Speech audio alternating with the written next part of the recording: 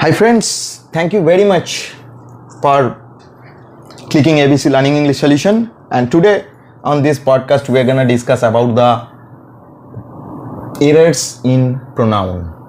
My dear friends, today I will discuss about this term, but if this term is used as a preposition in a sentence, actually my dear friends, this term is very dangerous.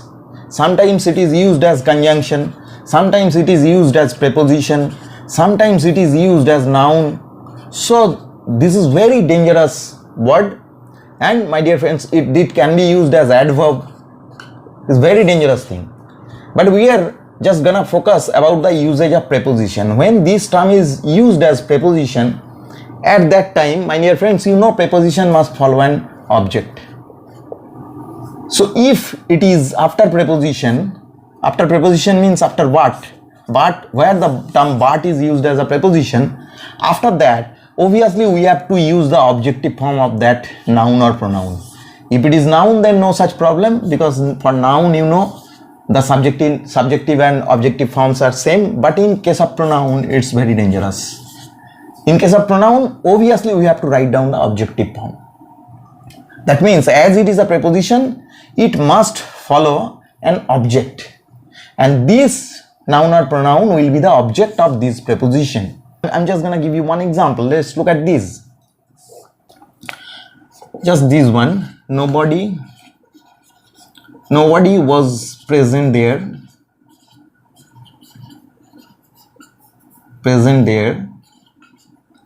But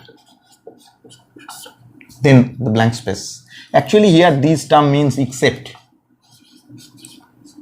and it is used as a preposition. Here nobody was present there but me, not I. We cannot write down I here.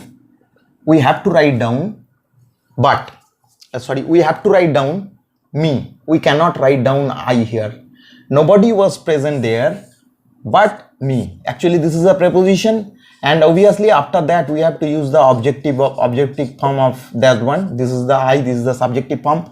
So we have to write down the objective form. We cannot write down the subjective form here. We have to write down the objective form here, and this became the object of this preposition. My dear friends, in this way we have to use the pronouns here. Now I am giving you another example. Let's look at this. Friends, you know the term late. It is also a very dangerous term. So normally in imperative sentence we write down this one. We write down just in this way, let dash go. Actually my dear friends, we have to write down something here. Now the fact is that we have to write down suppose I were writing down Ram. So what's the meaning? Actually it is an imperative sentence, and you know the term you is always the subject of this verb. Always this is the subject, and this is silent. We do not write down this one with let or with any kind of imperative sentence, just like this one, bring a glass of water. Here actually you is silent. These types of sentences are called imperative sentence, and in imperative sentence we use the term let. So my dear friends, this is silent here, so this is the subject and it is actually the verb. So after that we need an object. We do not need any kind of subject here. We need object, and after that we are using the bare infinitive. It is actually a bare infinitive. So my dear friends, this is the objective form. As it is a noun, at that time there is no such problem, you know it, because the subjective and objective forms are same for a noun. But my dear friends, if it's a pronoun, at that time it's a problem. Let, suppose we want to write down he. So actually the structure is subject, then verb, then object. This is not the object, this is the subjective form. So we have to write down actually him. Let him go.